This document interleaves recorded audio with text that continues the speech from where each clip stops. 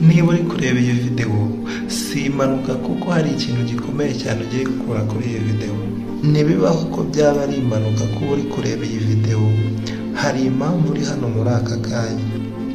Wanyuze mu bintu byinshi bitandukanye, hari igihe watekereje ko birangiye, hari igihe wumvishe nta cyizere gisigaye kuko ubuzima bwawe butari bufite icyerekezo, ariko warebye neza ubona uracyariho. Nubwo byari bigoye ntiwigeze ucika intege, nubwo byari bibabaje ntiwahagaritse urugendo. Ibi bivuze ko utaratsindwa. Hari impamvu ukiriho kugeza uyu munsi, hari ibyo ugomba kugeraho utari wageraho. Ntugatekereze ko ari impanuka kuba uyu munsi ukiriho, kuba uyu munsi ugikomeje ntabwo ari impanuka kuko hari ibigutegereje imbere yawe.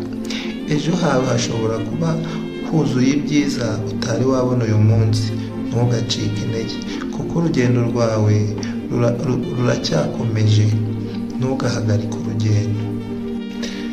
Niba hari igihe wigeze ushaka gucika intege ariko uyu munsi ukaba ukiriho, ntukazacike intege, ahubwo komeza urugendo ushyiremo n'imbaraga.